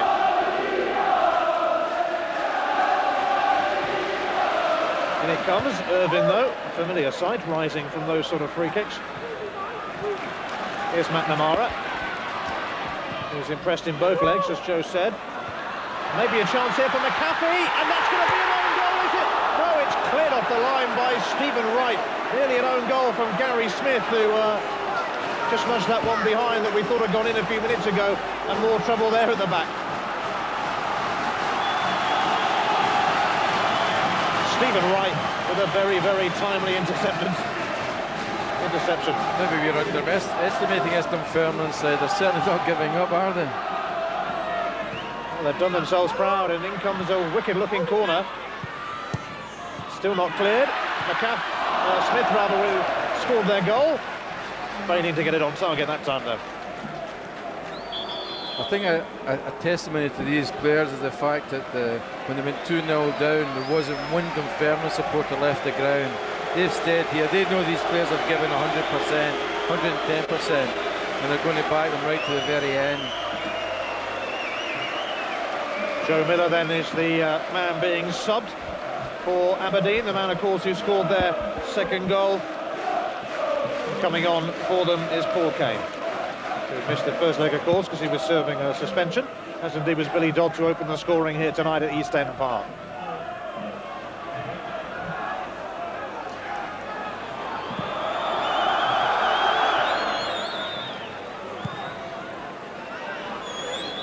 Van der Kamp getting fair distance on that one. Irvine and Greg Shaw going for it. Kane gets his first touch. McAfee. Kane desperately trying to get his second touch with the tackle. Here's Wright. Throw into the Pars. Just in front of the dugouts.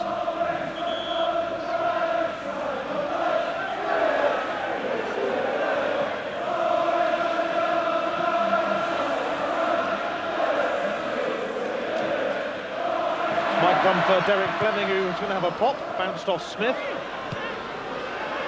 Stephen Glass got the clearance in. Then Beeman now.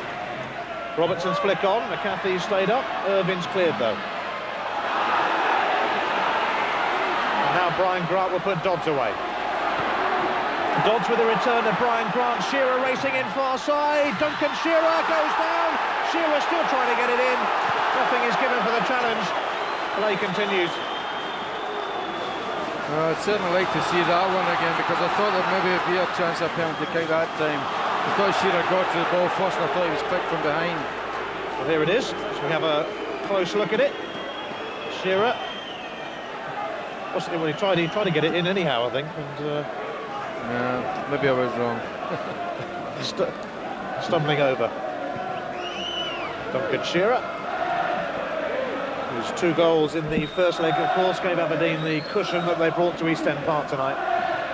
After riding the storm for half an hour, they came back into it 2-0 up. Deficit now cut to 2-1 on the night. There's a man who certainly has impressed with the Parzo, their number 2, Chucky McNamara. Famous father, of course.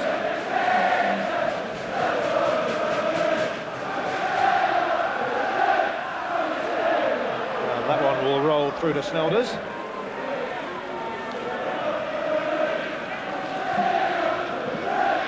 Saunders will no doubt take his time.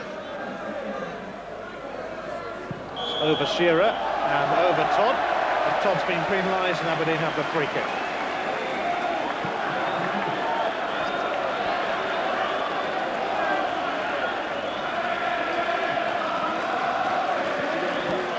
Stephen Glass then, the 19-year-old, receives the free kick short from Grant. Paul Kane might well be first to that. Although racing back was Alan Moore. Right to Heatherstone. And Wright hadn't gone for the return, that'll dribble behind for the goal kick.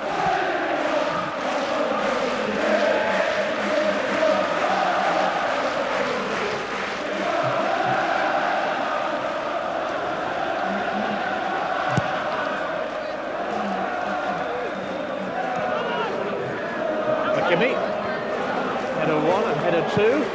Todd somewhat slicing his clearance. And Shearer might be on the end of this now. Van der Kamp's going to come out of his goal. Oh, it bounced off Dodds. Shearer. Stephen Glass. And Glass is going to find his way through here. The keeper's committed himself. And Stephen Glass, who scored the first goal in the first ever Scottish League playoff on Sunday, may well have scored the last one in the 2 games as well. Aberdeen are staying up in style. Well, I just said, when this boy gets the ball, he's so comfortable on it. Goes past the defender as if he's not standing. Sidesteps the goalkeeper brilliantly. Doesn't panic, just rolls it into the empty net. A real prospect for the future, this laddie. What an exciting talent and what a trip it's been for them to East End Park tonight. I think they're a bit happy. 6-2 on aggregate.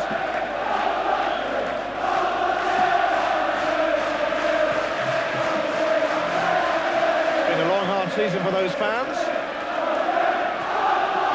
been a long, hard season for the players as well, and Phil Marson, you've got to applaud both sets, both teams for the amount of work and effort they put into this game tonight. Second substitution is being made. Brian Irving coming off and John English then will replace him. The Aberdeen fans applauding Irving, who really has been a rock in the 2 games. Yeah, I said to you, I spoke to Brian, I also spoke to him earlier on the season when he wasn't in a team. And he's an Aberdeen fan at heart. He loves the club, he doesn't want to leave the club, and he actually thought that he was going to be sold. And if ever a boy has come by and proved a team wrong, it's certainly him. Stephen Glass then showing superb calmness and collectiveness in finishing off Dunfermline here.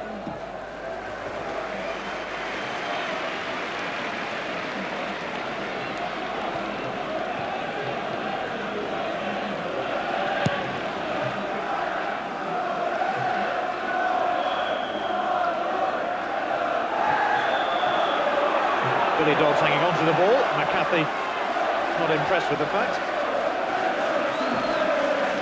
It's a bit silly, really. Billy doesn't want to get involved now. The game's over. Just give them the ball and let's go on with it.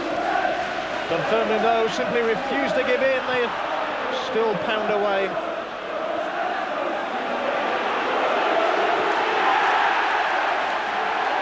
Now Dodds is eventually taken out by the former Aberdeen man, Craig Robertson.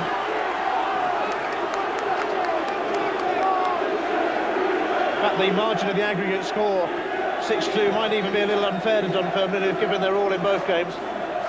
Yeah. You know, I wouldn't say there was 4 goals of a difference in it, but in saying that, you know, they have gone forward, they have left gaps, and Aberdeen have punished them to the hilt by scoring good goals.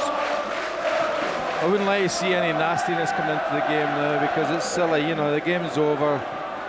Stephen Glass, and maybe there's more to come as it drops for Peter Hetherston. Hetherston now looking for the 4th, collected though by Guido van der Kamp.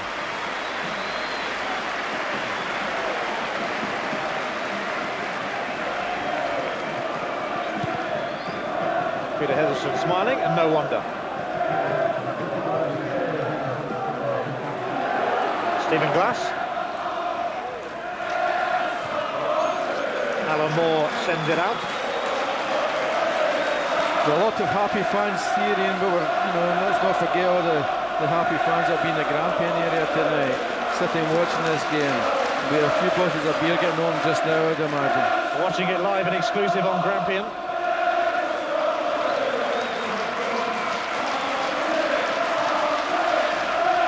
Needs to be of service. Here's Derek Fleming now.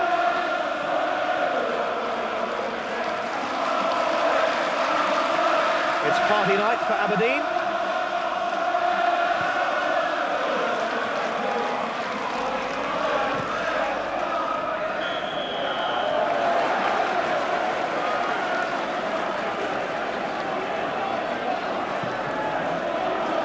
From an English point of view, I think you've thoroughly enjoyed yourself in the 2 games. It has been excellent entertainment, actually, both of them.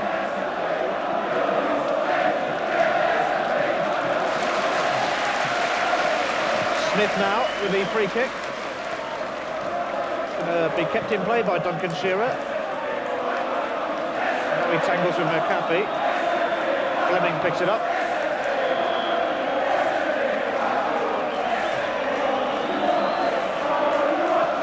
Aberdeen fans will sing out the final 5 minutes of this game. Their team leading by 3-1 on the night. And it was the same scoreline at Pittodrie in Aberdeen's favour as well. 6-2 on aggregate then. Rick Shaw.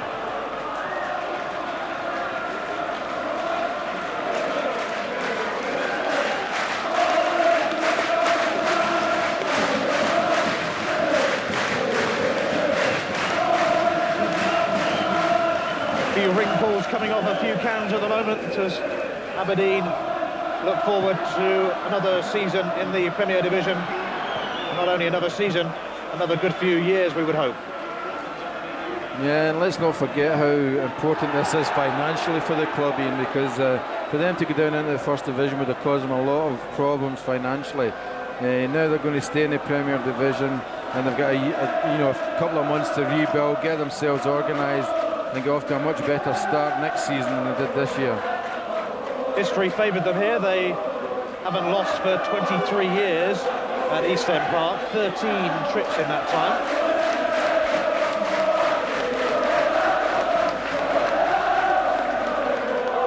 I played in a few of those games, Ian. I played in a few of them.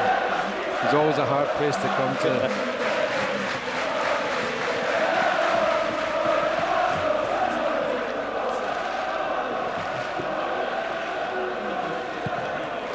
Snelder's happy just to take his time with the kick. McAfee, the flag will be up against 2 players there though, Petrie and Greg Shaw. Free kick to Aberdeen, leading Dunfermline 3-1 here on the night. Goals from Dodds, Miller and Glass. Paul Smith scoring for Dunfermline. That was when the score was 2-0, but even then it was considerably uphill for them. Shearer now. Always likes a pop. 2 goals in the first leg for Shearer. None so far tonight. Yeah, he's had a good season. He's scored a lot of important goals, the big man. He'll be looking forward to his break.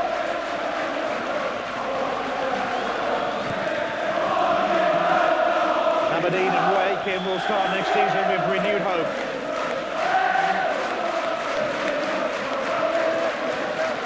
The unthinkable of relegation is still unthinkable.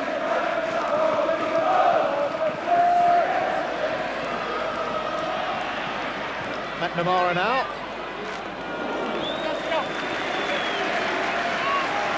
Saunders knew where it was going. Yeah, that was a tired cross from young Jackie. He's put in a lot of work over the 2 games.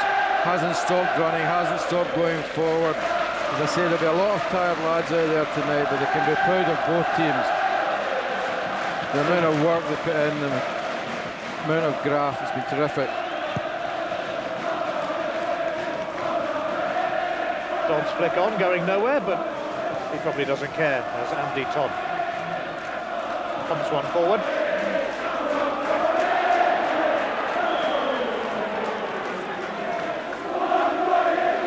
Free kick goes Dunfermline's way for offside. Looking for nothing more now than merely a consolation.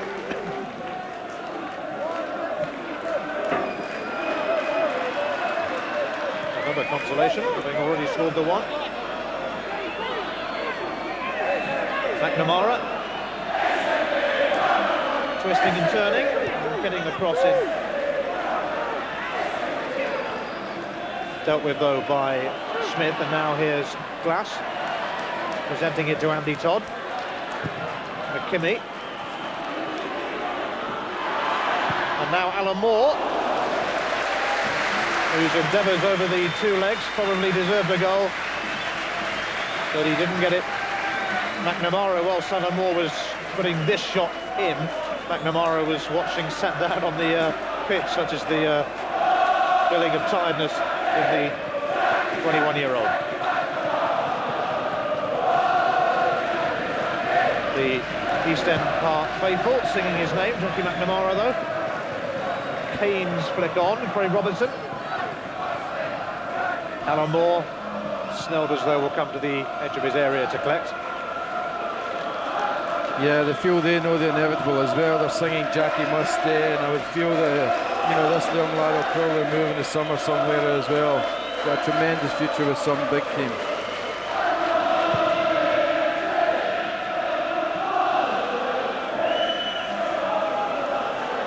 Now Dodds can't find a way through though.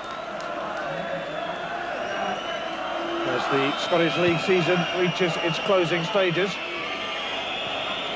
A minute of injury time played. Dunfermline 1, Aberdeen 3. 6-2 for the Dodds. On a night of delight for them. Dodds. Maybe they haven't finished yet.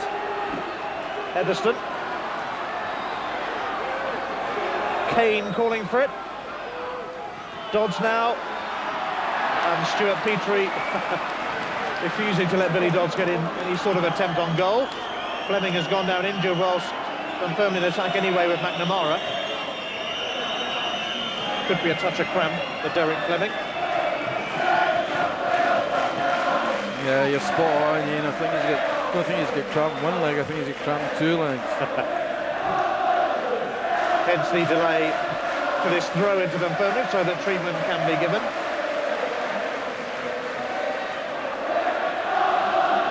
There he is.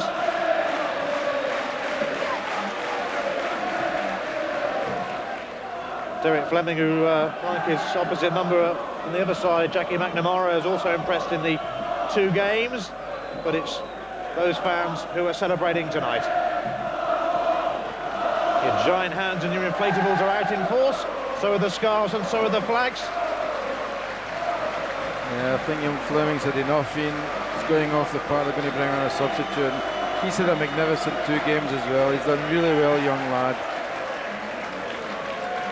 Another bright one for the future, I would say, as far as Dunfermline are concerned.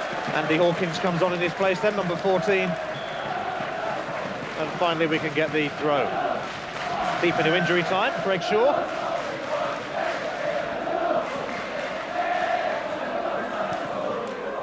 Right clearance.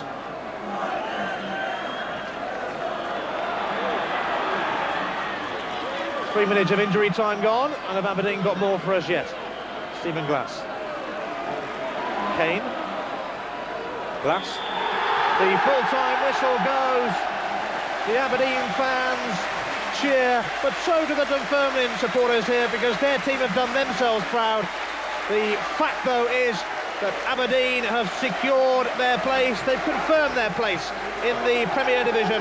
A season to forget ends on a note to remember, on a night to remember for the Dons. Billy Dodds opened the scoring, Joe Miller got the second, Paul Smith put Dunfermline slightly back into it, but Stephen Glass wrapped it up. It finishes 3-1 to Aberdeen on the night, 6-2 on aggregate. Analysis after the break.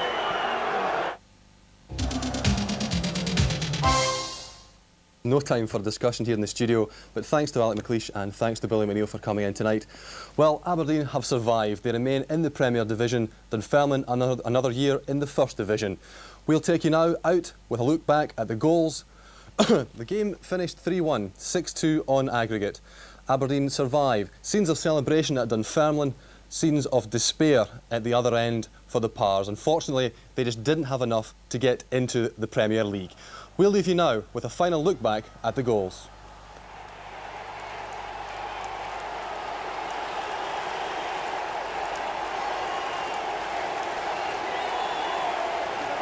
Shearer to Billy Dodds, the outstretched boot, and in the end, it's Joe Miller behind Dodds. Dodds now has found Shearer. Heatherston. Stephen Glass, and Glass is going to find his way through here. The keeper's committed himself, and Stephen Glass